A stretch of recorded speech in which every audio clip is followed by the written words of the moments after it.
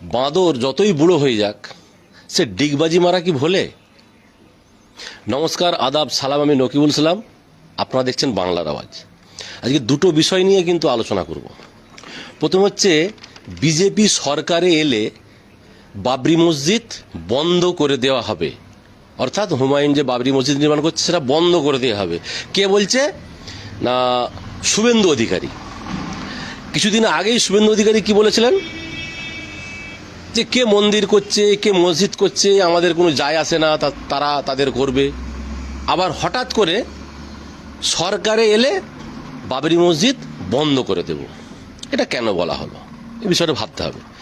দ্বিতীয় হচ্ছে, নিশ্চয়ই শুনেছেন 5 লক্ষ গীতা পাঠ অনুষ্ঠানে একজন চিকেন প্যাটিস বিক্রেতাকে 3 জন হিন্দু মিলে মারধর করে। তার ফলে তাদের নামে এফআইআর হয়, তারা 12 ঘন্টা লকআপে থেকে এসেছে। তাই তাদের, কেননা ওই 3 জন হিন্দু একটা মুসলিম সম্প্রদায়ের সাধারণ খেটে খাওয়া মানুষকে মেরেছে বলে একটা বড় মঞ্চেতে বাংলা বিজেপির যোদ্ধা এরম টাইপের একটা বড় সম্মানে সম্মানিত করা হলো। এটাকে কিভাবে দেখছেন আপনারা? একটা মুসলিম সম্প্রদায়ের মানুষকে যে খেটে খায়, সে চলে গিয়েছিল চিকেন প্যাটিস নিয়ে, তার যাওয়া উচিত হয়নি, তাকে মানা করে দিলেই হতো যে এখান থেকে চলে যাও, এখানে চিকেন প্যাটিস বিক্রি করো নি, আজকে আমাদের ধর্মীয় একটা ব্যাপার আছে।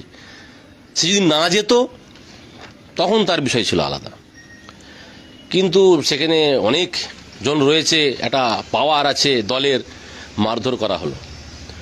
তাহলে 3 জন হিন্দু মিলে একটা মুসলিম সম্প্রদায়ের সাধারণ মুসলিমকে মারা হলো বলে সেই জন্য পুরস্কৃত করা হচ্ছে যে বাংলা বিজেপির যোদ্ধা, তাদেরকে উত্তরীয় পরিয়ে বড় মঞ্চে বসিয়ে, একজন হ্যান্ডিক্যাপও ছিল তার সাথে। এটাকে কিভাবে দেখছে হিন্দু সমাজ বা মুসলিম সমাজ? আমি কোনো সমাজের পক্ষে কোনোদিন কথা বলিনি, নিরপেক্ষভাবে কথা বলি। আজকে প্রশ্ন থাকবে হিন্দু ও মুসলিম সমাজের পক্ষে, তাদের জন্য তারা নিরপেক্ষভাবে বিষয়টাকে ভাবুক। এবার দর্শক বন্ধুকে একটা জিনিস বলে রাখি, একদিকে শুভেন্দু অধিকারী বলে যাচ্ছে যে শাসক দলকে সরাতে গেলে তাহলে মুসলিম সম্প্রদায়ের ভোট আমাদের চাই, মুসলিম সম্প্রদায়কে সাথে চাই, তার জন্য মুসলিম সম্প্রদায়কে জয় শ্রীরাম বলার প্রয়োজন নাই, মুসলিম সম্প্রদায় পাশে আসুক, বিজেপির সাথে আসুক, এত কিছু বলা হলো। আমরাও তখন বাংলা নিউজ করলাম, শুভেন্দু অধিকারী অনেকখানাই সফট হয়েছে এবং সকলকে নিয়ে চলার চেষ্টা করছে, নিরপেক্ষ দৃষ্টিভঙ্গি রাখার চেষ্টা করছে, আমরাও নিউজ করলাম। তারপরেই হঠাৎ এই রকম দুটো ঘটনা ঘটলো কেন? বাবরি মসজিদ বন্ধ করে দেওয়া হবে সরকারে এলে, মুসলিম সম্প্রদায়ের বলে তাকে মার হচ্ছে, মুসলিম সম্প্রদায়ের বলে মারা হয়েছে বলে তাকে পুরস্কৃত করা হচ্ছে। এই বিষয়গুলো দর্শক বন্ধুরা কীভাবে দেখছেন? এটা কীরকম নিরপেক্ষতা? এটা কি ঠিক হচ্ছে? এরকম হওয়াই কি উচিত? আজকে একটা মুসলিম একজন হিন্দু সম্প্রদায়কে মারবে, তার জন্যে জলসার মেহফিলেতে মৌলানা সাহেবরা ডেকে বলবে এটা আমাদের শেরে মুসলিম একটা হিন্দুকে মেরেছে। কেমন লাগবে? ভালো লাগবে? সাম্প্রদায়িকতা তো বাড়তেই থাকবে, ধর্মযুদ্ধ বাড়তেই থাকবে। তাহলে কি এই বাংলাতেও ধর্মযুদ্ধ লাগানোর বাড়ানোর চেষ্টা চলছে? এটা একটা দিক। এখন বুঝতে গেলে কি বোঝা যাবে যে এটা করার কারণটা কি? তাহলে কি কখনো রাম কখনো রহিম শুভেন্দু অধিকারী যেটা করছে, তাহলে হিন্দু আর মুসলিমদের কি বিভ্রান্ত করার চেষ্টা করছে, নাকি শুভেন্দু অধিকারীর মাথা খারাপ হয়ে গেছে, নাকি এটাকে আপনারা বিজেপির মুখ আর মুখোশ বোঝা মুশকিল হয়ে যাচ্ছে সাধারণ মানুষের? তারা যাবে তো যাবে, কোন দিকে যাবে, কার উপরে ভরসা করবে, এই একটা দেখার বিষয় আছে। তো এই যে পরিস্থিতিগুলো চলছে, এতে আমাদের মনে হয় আগামী দিনে স্কুলে বাচ্চাদের পড়ানো হবে, তখন হয়তো আমরা মরে যাব, থাকবো না এখানে, স্কুলে পড়ানো হবে যে ভারতবর্ষ স্বাধীন হওয়ার পর হিন্দু মুসলিমে দ্বন্দ্ব লাগানোর, ধর্মযুদ্ধ লাগানোর অক্লান্ত পরিশ্রম, অক্লান্ত চেষ্টা কোন সরকার, কোন দল বা কে করেছিল, এরকম টাইপের প্রশ্ন স্কুলে পড়ানো হতে পারে। ভারতবর্ষের এই কর্মকাণ্ডেতে বিশ্বের মানচিত্রে নাম এসে গেছে জাতি বিদ্বেষী দেশ, ধর্ম নিরপেক্ষ নয়, এটা কেন হবে? এই বিষয়গুলো তো ভাববার বিষয় আছে। এগুলো তো মানে আগামী দিন স্কুলে পড়াতে পারে, যা চলছে এরকম প্রশ্ন পেপারে থাকতে পারে।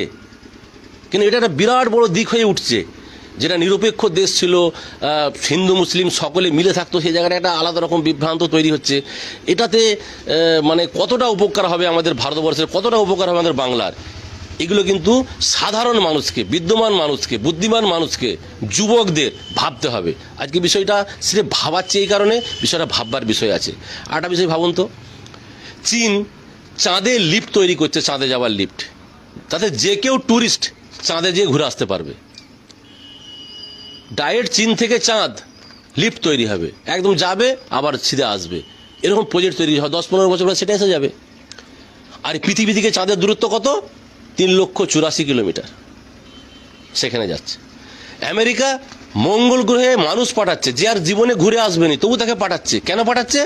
রিসার্চ করতে, সেখানে মানুষ বসবাস করতে পারবে কিনা। পৃথিবী থেকে তার দূরত্ব কত? 2,25,00,000 কিলোমিটার।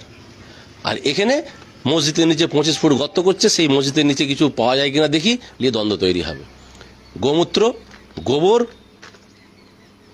বিজ্ঞান দূরে ঠেলে দিচ্ছে, আর মানে অন্ধবিশ্বাস, যেগুলোর মধ্যে কোনো যুক্তি নেই, তর্ক নেই, সেইগুলোকে তুলে এনে সাধারণ মানুষের সামনে তুলে ধরা হচ্ছে। ভারত কোন দিকে যাচ্ছে, আমাদের বাংলা কোন দিকে যাচ্ছে, এটাই কি ভারতবর্ষের, এটাই কি বাংলার শিক্ষিত সমাজের স্বপ্ন? এটাই আমার প্রশ্ন। ভালো থাকুন, সুস্থ থাকুন, বাংলা দেখে থাকুন। আমি নকুল ইসলাম, ধন্যবাদ।